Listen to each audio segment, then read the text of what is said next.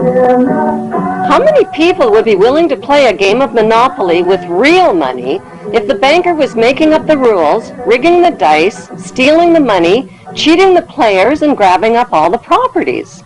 The answer is almost everybody. The truth is that only 1% of the world's population of over 6 billion people is controlling the other 99%. That 1% owns the world's banks and most of the world's wealth, land, and resources. So why is everybody passively cooperating with this madness? Because the wealthy 1% who write the rules have taught the other 99% to obey them and to feel powerless to change things. When people feel powerless, they cling to passive attitudes like ignorance is bliss, things aren't that bad, or let God take care of everything. Before choosing a passive attitude, remember that the only thing necessary for the triumph of evil is for good people to do nothing. Despite all the red flags, many people deny that a problem even exists. It does exist, and the good news is there are solutions. The solutions lie in knowing what the three biggest fears of the world's ruling families are. The first biggest fear is exposure.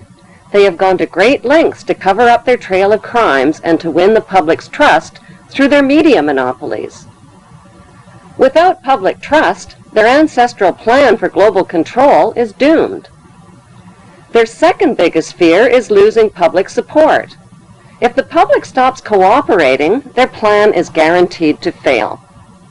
Their third biggest nightmare is organized resistance by an informed and fearless public. The ruling families know from past experience that the will of the people can defeat all their military and monetary might. Vietnam is a perfect example. There is no doubt whatsoever that these ruling families can be totally defeated by turning their three worst fears into a reality. Solution number one is exposing the ruling families and their generations of horrific crimes against humanity. What's this shop got to do with electricity over stuff? The most powerful form of advertising is word of mouth. Share information, talk about it, name names, recommend books, videos, and websites. Form your own study group and solutions group. Design a web page, show videos, films, and DVDs. Raise money, give money, organize, lobby, email, and do whatever you can to stop the madness. Millions of people around the world who protested the invasion of Iraq learned a hard lesson. They learned that peaceful protests don't work. Since the Committee of 300 Families created think tanks to mastermind a plan for global control, citizens must also create think tanks to mastermind a plan to stop them. Learn who the past and present members of the Committee of 300 are. At the top of the list are the royal families of Britain and Denmark, the international banking families, and the affiliated political families. Find time to research and read about the Committee of 300. Dig beneath the hype and propaganda, connect the dots, and share your information.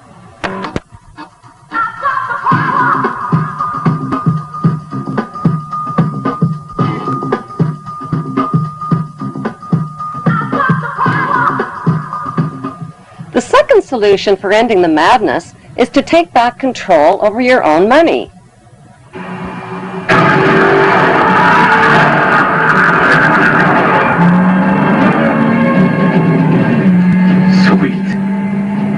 Right now, your money is in the hands of the ruling families who own all of the world's banks, including the privatized central banks. How did they get to be so powerful? It started with the very first banks. In the beginning, banks were a safe place for people to store their gold. When the bankers discovered that people left most of their gold in the bank for safekeeping, they started lending out the gold that didn't belong to them and charging interest on it.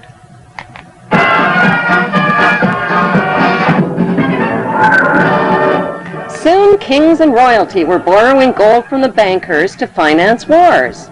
Since wars were extremely good for business, the bankers started stirring up conflicts that led to more wars. Then they lent money out to both sides of the wars and collected huge interest rates.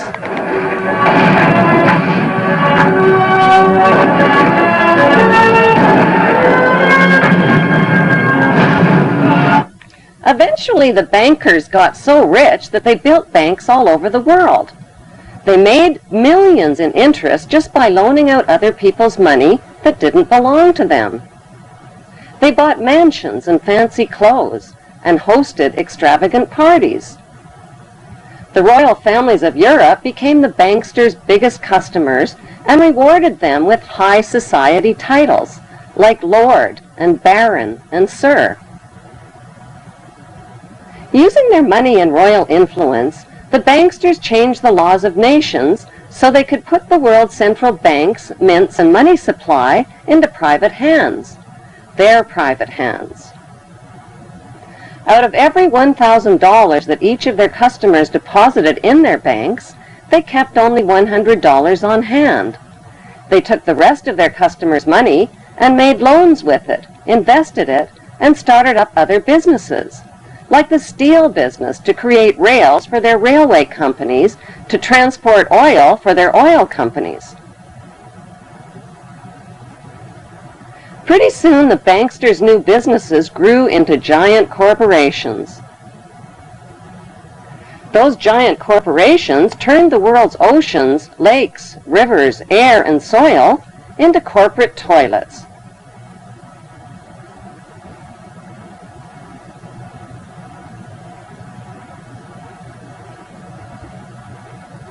When profits from all their oil, mining, and drug company monopolies soared, the banksters became the world's richest men, but their greed had no limits. They wanted to own the entire world, so they put their heads together and came up with an ingenious scheme to take control of all of the world's money and riches. Whoever owns all of the world's money, they said, owns the world. Using their media corporations, they launched a gigantic advertising campaign. They told people they no longer had to save up their money and wait for all the things they wanted in life. They could have everything they ever dreamed of right now. All they needed was a shiny plastic card. People rushed to fill up their wallets with shiny plastic cards instead of money. Like lottery winners, they went on drunken buying sprees and bought everything in sight. All the things they couldn't afford. Nobody even noticed when their hard-earned paychecks were automatically deposited in the bank without ever being cashed. Suddenly, people's bills, fines, taxes, and purchases were automatically deleted from their accounts, and paying by check quickly became unfashionable. Eventually, money was phased out altogether and replaced with units of credit, which were really nothing more than numbers on a computer screen. The next thing the banksters did was replace people's plastic cards with their newest invention, barcode tattoos. These barcode tattoos contained all of a person's private credit information and could be invisibly tattooed onto people's wrists. Since having a wrist tattoo was like having an invisible debit card, and since nobody could steal it from you, everybody rushed to get one. All people had to do to buy whatever they wanted in life was scan their wrist tattoo over a scanner, and so the power for people to buy their most basic necessities in life fell completely into the hands of the banksters. Suddenly, people couldn't buy food, medicine, or even a cup of coffee without scanning their wrist tattoo. Eventually, people sobered up from their drunken spending sprees.